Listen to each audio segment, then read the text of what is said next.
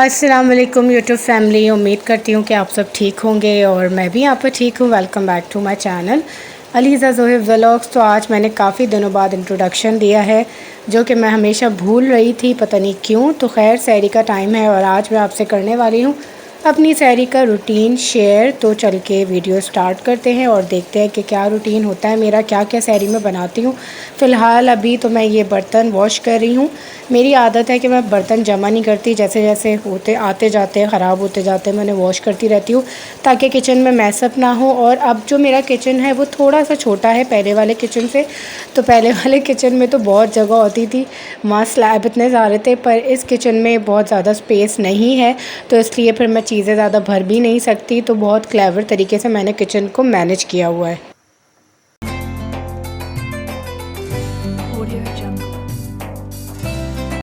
इन cabinets का जो material है वो थोड़ा सा ग्लॉसी है। तो ग्लॉसी मटेरियल के जब भी कैबिनेट्स होते हैं ना तो उस पर पानी के छींटे या फिर अगर आप ड्रॉर वगैरह खोल रहे हैं तो आपके हाथों का निशान वगैरह ना अक्सर ग्लॉसी मटेरियल के ऊपर रह जाते हैं। तो इसीलिए मुझे कुछ निशान नज़र आ रहे थे तो मैंने कहा कि चलो अभी टाइम है तो मैं ये तब तक साफ़ कर लेती हूँ। तो वही मैं क्लीन अप कर रही थी।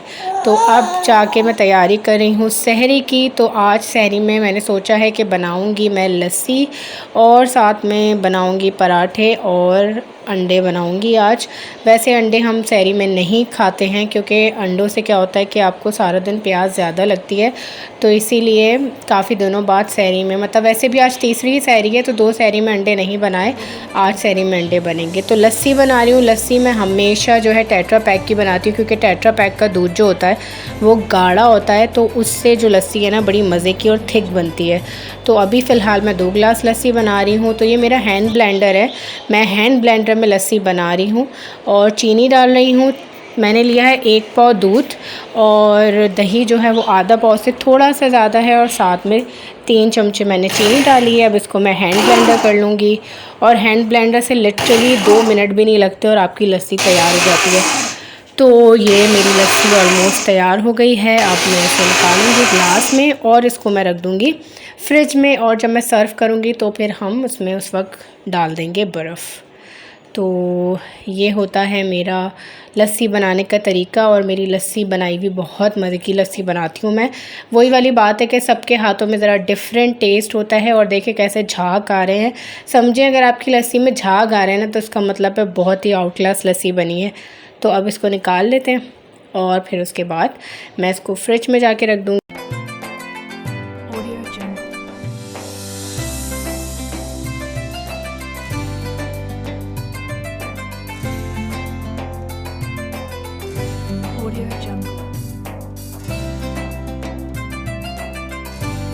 लस्सी हो गई है तैयार। अब इसको फ्रिज में जाके रखते हैं और ठंडा होने के लिए, क्योंकि अभी काफ़ी टाइम है तो फ्रिज में लस्सी को रख देती हूँ ताकि ये ठंडी हो जाए अच्छी तरह से और सर्व करने के टाइम पे इसको ठंडा ठंडा पियेंगे। और लस्सी हमेशा ठंडी अच्छी लगती है तो इसको पहले से ही फ्रिज में रख दिया करें ताकि ये ठीक ठाक चिल्ड हो जाए। अच्छा फ्रीज़र में ना रखें क्योंकि फ्रीज़र में क्या होता है वो हल्की हल्की बर्फ़ बनना शुरू हो जाती है और फिर जब आप उसको बाहर टेबल पे ला के रखते हैं तो वो जो बर्फ़ बनी होती है ना वो पानी छोड़ना स्टार्ट कर देती है तो सारा लस्सी का मज़ा ख़राब हो जाता है। और आजकल मेरा रूटीन बड़ा ही कोई अजीब चल रहा है क्योंकि जब से शिफ्टिंग करी है तो होता है कि जब आप पुरानी जगह से नई जगह पे आते हैं तो आपका रूटीन बिल्कुल डिस्टर्ब हो चुका होता है। आपको चीज़ें नहीं समझ आ रही होती हैं, क्या हो रहा है, कैसे हो रहा है, क्यों हो रहा है, कैसे मैनेज होगा। तो मेरा भी आजकल यही सिलसिला चल रहा है।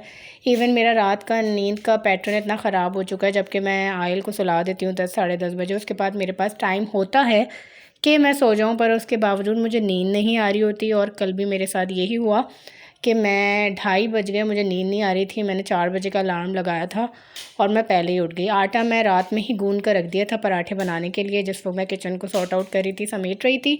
तो मेरी एक आदत है कि जैसे जैसे मैं काम करती रहती हूँ ना, जैसे बर्तन का मैंने आपको बताया, वैसे ही मैं किचन भी समेटती रहती हूँ, स्लैब को क्लीन करती रहती हूँ, साफ़ करती रहती हूँ। और उससे ये होता है कि आपका काम जो है ना बढ़ता नहीं है, साथ साथ आपका काम निपटता रहता है। अगर एक तरफ आप किचन को फैला दें, दूसरी तरफ आप एक तरफ सिंक पे बर्तन फैला दें तो फिर एकदम से इतना बर्डन आपके ऊपर आ जाता है कि फिर आप जो है ना इरिटेट हो जाते हैं चीज़ों से।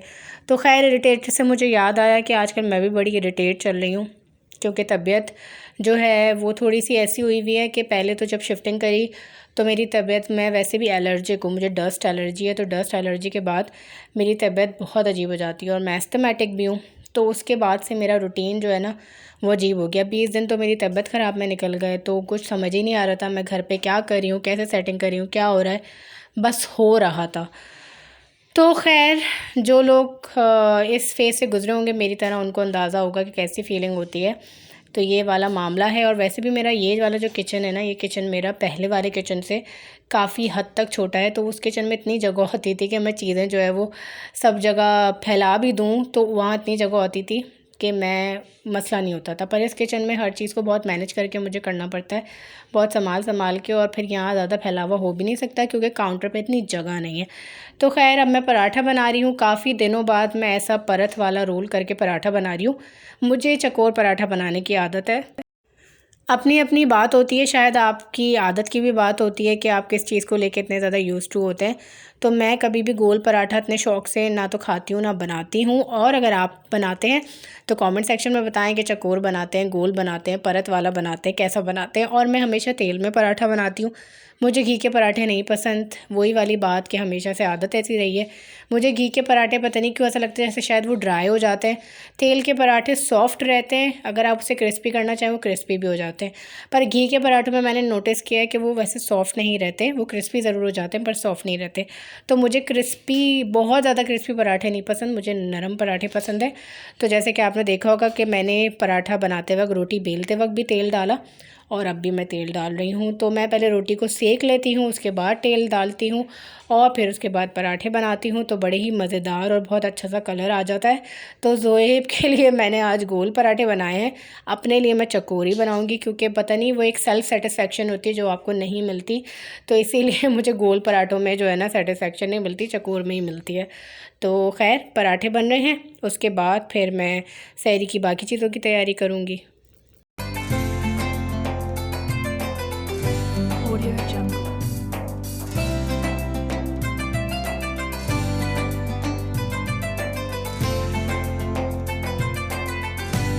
Audio Jungle.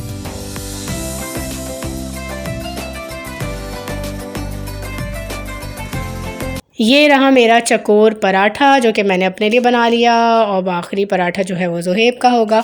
तो यहाँ पराठों की तैयारी हो चुकी है डन, क्योंकि हम दो ही होते हैं, मैं तो एक ही खाती हूँ। तो अब ज़ोहेब की मर्ज़ी होती है, कभी एक खा लें कभी दो खा लें, जैसा भी ज़ोहेब को अच्छा लगे। तो अभी तक मैंने लस्सी फ्रिज में, ये लस्सी मैंने अभी एक्चुअली बाहर निकाल के रखी क्योंकि इससे पहले वाले क्लिप्स वो काफ़ी देर पहले के बने हुए थे।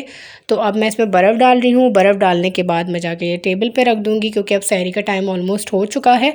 तो अब बस हम सहरी करेंगे। एक तरफ मेरे पराठे भी बन चुके, तवा अभी तक रखा हुआ है क्योंकि मुझे इस पे बनाना है ऑमलेट। तो ऑमलेट बनाऊँगी आज मैं। ऑमलेट जो है ना बहुत सिंपल सा बना रही हूँ, हरा धनिया वगैरह कुछ नहीं डाल रही क्योंकि ज़ोएब को हरा धनिया नहीं पसंद, ना तो खानों में पसंद है ना ही अंडे में पसंद है। तो इसीलिए क्या करें, अपनी अपनी पसंद है। चलें जी, तो अंडा भी डाल दिया है तवे के ऊपर। अब बस अब ये भी तैयार हो जाएगा, उसके बाद हम बैठ के सहरी करेंगे। तो कुछ इस तरह का होता है मेरा सहरी का रूटीन। हम लोग सहरी में बहुत ज़्यादा एहतमाम नहीं करते क्योंकि हम दो ही लोग होते हैं। तो इतना एहतमाम करके चीज़ बच जाए और फिर वो ज़ाया जाए तो कोई फ़ायदा नहीं, क्योंकि घर में दो छोटे बच्चे हैं, एक तो बिल्कुल ही नहीं खाता क्योंकि वो इतना छोटा है। और नाइल का भी खाने का रूटीन जो है वो कोई ऐसा बच्चा वाला नहीं है कि उसको बहुत सारा खाना होता है। वो खाता है अल्हम्दुलिल्लाह, पर लिमिट में रह के खाता है मेरा बच्चा। तो इसीलिए मैं ज़्यादा नमाज जो है ना वो नहीं बनाती हूँ। और ज़ोएब भी जो है ना वो ज़्यादा नखरे वाले नहीं हैं। एक होता है ना कुछ लोगों के घर में, कुछ की नेचर होती है कि नहीं यही बनना है तो यही बनना है, या फिर बहुत कुछ बनना है। तो हम लोगों का वाला हिसाब नहीं होता, जो होता है हम खा लेते हैं। तो अभी तक मेरी डाइनिंग टेबल नहीं आई और लिटरली इतना मसला हो रहा है ना खाने पीने में, क्योंकि हमें आदत है डाइनिंग टेबल पे खाना पीना करने की। या फिर अगर हम डाइनिंग टेबल पे नहीं करते तो मैं अपने रूम में करती थी, क्योंकि पहले मेरे रूम में वहाँ टीवी था, पर हमने यहाँ पे टीवी लाउंज में लगाया हुआ है। उसका रीज़न ये है कि बच्चा जब रात में सो जाता है आयल, तो उसकी नींद इतनी कच्ची है कि फिर हम रात में टीवी भी अगर कभी दिल करे तो नहीं देख सकते। तो इसीलिए टीवी लाउंज में इस बार लगाया है, ताकि अगर वो सो गया है, नाइल सो गया है, तो अब बाद में अगर कभी हमारा ऐसा कुछ रूटीन हो तो हम देख लें। वैसे अभी तक ऐसा मौका नहीं मिला और दिल भी नहीं हुआ। जब बच्चे लेट जाते हैं तो उसके बाद फिर यही होता है कि आप भी लेट जाएं या फिर हम फ़ोन यूज़ कर लेते हैं। तो अभी तक ये वाला जो काउच आपको नज़र आ रहा है, ये मेरे ड्राइंग रूम का काउच है जो कि हमने यहाँ रखा हुआ है।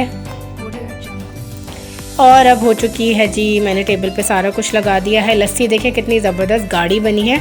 अगर आपको इतनी गाढ़ी नहीं पसंद तो आप इसमें थोड़ा सा पानी मिला के भी इसे ब्लेंड कर सकते हैं। ज़रूरी नहीं है कि सिर्फ दूध और दही में ही किया जाए। टेबल पे सब कुछ लगा दिया है, सहरी का टाइम हो चुका है। और आप सोचोगे कि मैं अकेले बैठ के सहरी कर रही हूँ, नहीं बिल्कुल नहीं। मेरी उस साइड पे जो है ज़ोएब बैठे हुए हैं, जो कि ज़ोएब कैमरे पे नहीं आ रहे। ज़ोएब को बेसिकली कैमरे पे आना इतना ज़्यादा नहीं पसंद, तो इसलिए मैं मर्ज़ी के ख़िलाफ़ वाली बात नहीं होती है। जब एक इंसान नहीं कंफर्टेबल तो मैं इतना ज़्यादा ज़िद बहस नहीं करती कि आना ही है तो आना ही है। मर्ज़ी होती है, जब उनका दिल होता है वो आना चाहें आ सकते हैं, जब दिल नहीं हो नहीं आए। तो मैं कोई इंसिस्ट नहीं करती, क्योंकि किसी को उसके कंफर्ट जोन से निकाल के वो चीज़ कराना भी अच्छी बात नहीं है कि मैं अपनी मतलब खुशी के लिए या फिर अपना व्लॉग बनाने के लिए ज़बरदस्ती करूं। तो खैर, तो अब मैं बस सहरी कर रही हूँ।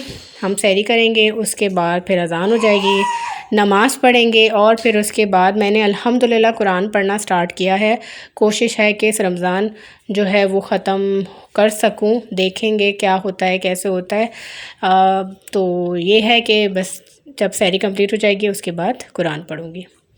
तो अब मैं बैठ गई हूँ कुरान पढ़ने के लिए, और अभी सिर्फ 2 या 3 पेज करके ही पढ़ पाती हूँ। ये टाइम ऐसा होता है कि ज़रा सुकून से पढ़ लेती हूँ, वरना दिन के सारे टाइम तो बड़ा ही मुश्किल हो जाता है। इवन नमाज भी बड़ी मुश्किलों से पढ़ती हूँ, क्योंकि मेरी जो वो होती है जानमाज, उस पर आयल साहब आके बैठ जाते हैं।